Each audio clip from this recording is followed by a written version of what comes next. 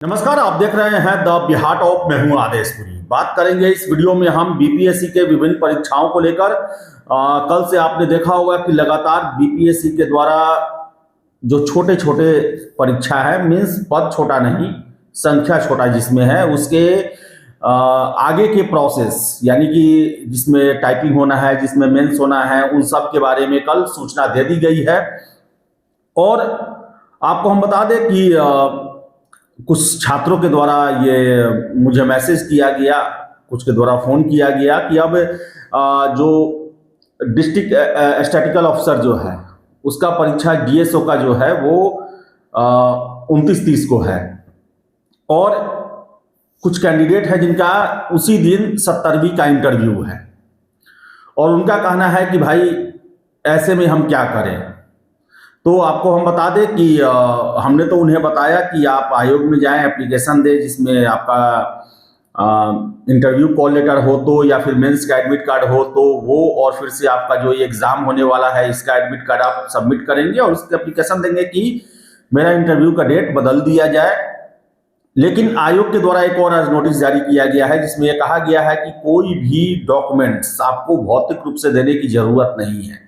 Means documents या इन कहा जाए तो कोई भी जो आपका आवेदन है ईमेल से ही करें, तो ईमेल जरूर करें। अब कुछ छात्र ऐसे भी हैं जिनका कहना है कि मेरा 18 तारीख को टाइपिंग दिया गया है एएसओ की भर्ती को लेकर, और 18 को ही मेरा दरोगा का एग्जाम है। तो इसको लेकर आपको आयोग ही जाना पड़ेगा, आयोग ही आपको रास्ता बता सकता है कि कैसे क्या होगा। इसके अलावा बात करें हम पोस्ट प्रेफरेंस को लेकर, यही जवाब मिल रहा है कि दावा बहुत ज़्यादा नहीं किया है, क्लेम बहुत ज़्यादा नहीं किया गया है, और कुछ छात्र हैं जो कि फिलअप ही नहीं किए थे उसको, लेकिन बाकी लोग जो है वो क्रम सही नहीं है उसके लिए कहा जा रहा है। और आपको बता दें कि पॉजिटिव जो है वो इंडिकेशन नहीं मिल रहा, ये नहीं उधर से हो रहा कि हाँ ये हो जाएगा, बस यही जवाब मिल रहा है देखिए, लेकिन क्लेम कम हुआ है, यही जवाब मिल रहा है। इसके साथ साथ दो लोग फ़ोन किए मुझे और उनका कहना है कि इंटरव्यू में क्या जो हम सर्विस प्रेफरेंस देते हैं उससे भी प्रश्न होता है, एकदम से होता है, और ख़ासकर आपके पहले प्रेफरेंस को लेकर उससे तो प्रश्न होता ही होता है। और 70वीं है, मैक्सिमम लोग एसडीएम या डीएसपी दिए हुए हैं पहला प्रेफरेंस, एसडीएम डीएसपी पर प्रश्न रहता ही है। इसके साथ साथ आपका दूसरा तीसरा पर भी प्रश्न हो सकता है, या फिर ऐसे पद जो कि काफ़ी महत्वपूर्ण है लेकिन आपने उसका नीचे दिया है अपना प्रेफरेंस में। जैसे मान लें कि कोई एसडीएम पहला देता है और दूसरा वित्त सेवा, तीसरा अन्य परीक्षा को ये पोस्ट को लेकर देता है, डीएसपी को नीचे देता है, तो यह भी प्रश्न बन सकता है, क्योंकि सिविल सेवा वो भी स्टेट का डीएसपी एसडीएम ही सबसे मेन होता है, तो प्रश्न पूछा जा सकता है। तो उसका आपको एक आंसर ऐसा देना होगा जो कि व्यवहारिक हो, जिस पर बोर्ड इत्मीनान कर ले कि हाँ इसका रीजन जो है वो सही है।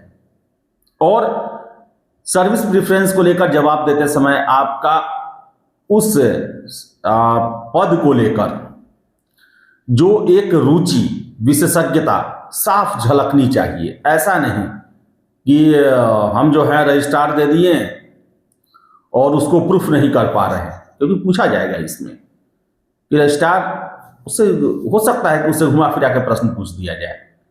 और रजिस्ट्रार देने का कारण जो है वो तो सब लोग समझता है कि क्या है रजिस्ट्रार देने का कारण। जो मैं कह रहा हूँ, गेस कर पा रहा हूँ, वो आप भी समझते हैं कि 99% वही चांस होता है, तो इससे आपको प्रश्न पूछा जा सकता है। डीएसपी पहला देते हैं, इस पर भी प्रश्न होगा, बाद में देते हैं, इस पर भी हो सकता है। हम दावा के साथ नहीं कह सकते, लेकिन पूछा जा सकता है। आपको हर एक प्रेफरेंस को लेकर आपका एक जवाब होना चाहिए।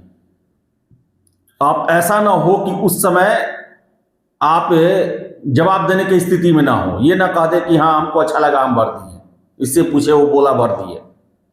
आपको उसके बारे में जानकारी होनी चाहिए, क्योंकि आप उन सेवाओं के भी हिस्सा बन सकते हैं। इसके अलावा बात करें इंजीनियरिंग परीक्षा को लेकर, पूरी तरीके से कंफ्यूज्ड। किसी से पूछो तो कोई और बात, किसी से पूछो तो कोई और बात। रियलिटी आपको हम बता रहे हैं। कोई कह रहा जीएडी में मामला फंसा हुआ है, जीएडी में पूछो तो कहा जा रहा है कि हमने सब करके दे दिया। फिर पूछे अन्य सोर्स कि विभाग वाला जो संविदा के लिए जो आने वाले हैं एक्सपर्ट, उसको लेकर कहा जा रहा है। तो कंफ्यूजन जो है वो बना हुआ है, और ऐसे परिस्थिति में इसी वजह से हम आपको इसके बारे में कोई सटीक इंफॉर्मेशन नहीं दे पा रहे हैं। क्योंकि बताएं आपको, हम जो सोर्स होते हैं सीनियर लेवल के भी जो होते हैं, उनको सभी परीक्षाओं का एक एक चीज नहीं पता होता है, उनको भी देखना पड़ता है। अब सिविल सेवा ये सब है तो इसका तो लगभग हर एक लोग जानता है अपडेट क्या चल रहा है क्या नहीं, क्योंकि आयोग का सबसे बड़ा ये एग्जाम है। लेकिन अन्य परीक्षाओं को लेकर वो सटीक जानकारी नहीं दे पाते हैं। तो यही वजह है। अब जुडिशियरी को लेकर उसमें एक ही जवाब मिलता है कि अरे उसका तो मामला जो है पहले हाई कोर्ट भी देखता है, उसके बाद जीएडी देखता है, एक्सपीरियंस को लेकर जो है वो अभी फंसा हुआ है, आएगा। यही जवाब आप लोग सोचते हैं कि एकदम पूरा ये पन्ना खोल खोल के बताया जाता है, वैसे नहीं होता है। सीनियर लोग होते हैं और काफी शॉर्ट में बातें होती हैं, उतना विस्तार से नहीं होता है। तो इस कारण से हम जो है एई 2025 जो है उसके बारे में खुद हम कंफ्यूज हैं कि हम भाई क्या माने कि अभी विभाग से एक्सपर्ट आना बाकी है या जीएडी में कुछ मामला फंसा हुआ है, जबकि बताएं जीएडी से सब कुछ करके भेज दिया गया है। अब क्या फंसा हुआ है, अब देखिए कहीं क्लियर हो, लेकिन अभी तक क्लियर नहीं हो पा रहा है। रियलिटी यही है। प्रोजेक्ट मैनेजर 9 सीटों के लिए फिर से जो है उसका आवेदन लिया जा रहा है। 29 जनवरी तक आवेदन लिया जाएगा। तो जो भी कैंडिडेट हैं जो कि प्रोजेक्ट मैनेजर के पद पर जाना चाहते हैं, उनके लिए भी अच्छा मौका है। और बता दें आपको हम, इंटरव्यू जो 17वीं का दूसरा फेज जो है वो संभावना है कि 6-7 के आसपास, मार्च के आसपास आपका शुरू हो, और 17वीं इंटरव्यू जो है वो 5-7 अप्रैल तक जाएगा ही जाएगा। तो तैयारी करें आप लोग। और मेरा एक बार फिर से सलाह है, जो 71वीं पीटी पास किए हैं, सेकंड फेज में उनका इंटरव्यू है, अभी मेंस पढ़ें। इंटरव्यू के 15 दिन पहले से इंटरव्यू में लगेंगे, अभी वो बीच बीच में मॉक देते रहेंगे। और जिनका 71वीं पीटी नहीं हुआ है, सेकंड फेज में एग्जाम है, एडीओ का आप तैयारी करते रहें।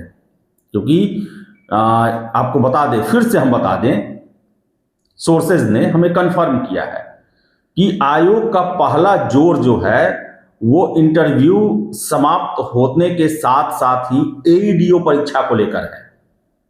हमने इस 2 दिन पहले आपको ये बताया था कि 70वीं इंटरव्यू समाप्त होने के बाद 71वीं पर नहीं, एडीओ पर जोर है। क्योंकि 71वीं जो है वो अब बहुत ज़्यादा आयोग के लिए एक पेचीदा मामला नहीं है। एक शहर में सेंटर होना है, आराम से ले लिया जाएगा। 13-14 हज़ार कैंडिडेट रहते हैं, आराम से हो जाएगा वो। लेकिन एडीओ 3 फेज में एक कैंडिडेट को 2-2 दिन एग्जाम देना है, ये एक बड़ा चुनौती है। और इसे पहले आयोग सल्टाएगा, यानी कि 71वीं मेंस से पहले आपका एडीओ को लेकर अभी तक सोर्सेज के द्वारा यही बताया जा रहा है। डेट अभी फाइनल नहीं हुआ है। और आप सोचिए, जब इंटरव्यू जो अभी शुरू होने वाला है उसका सेकेंड फेज का भी अभी तक डेट क्लियर नहीं हुआ है, नोटिस नहीं जारी हुआ है, तो एडीओ और 71वीं मेंस का संभावना कम लगता है। अभी नहीं उसका हुआ है, अभी इसमें समय भी लगेगा। फरवरी में जो है वो क्लियर हो पाए कि 71वीं मेंस और एडीओ एग्जाम कब तक प्रस्तावित है। तो चलिए आप लोग तैयारी करें, और एडीओ को लेकर मौका मिला है, अच्छे से तैयारी करें। और जिन लोगों का भी एग्जाम टकरा रहा है, आयोग को मेल करें, जानकारी जरूर दें। और उम्मीद है कि आपकी रिक्वेस्ट पर जो है वो आयोग सकारात्मक कदम जरूर उठाएगा। तो चलिए, इस वीडियो में इतना ही। वीडियो पसंद है लाइक शेयर करें, हमारे चैनल द बिहार टॉप को सब्सक्राइब जरूर कर लें।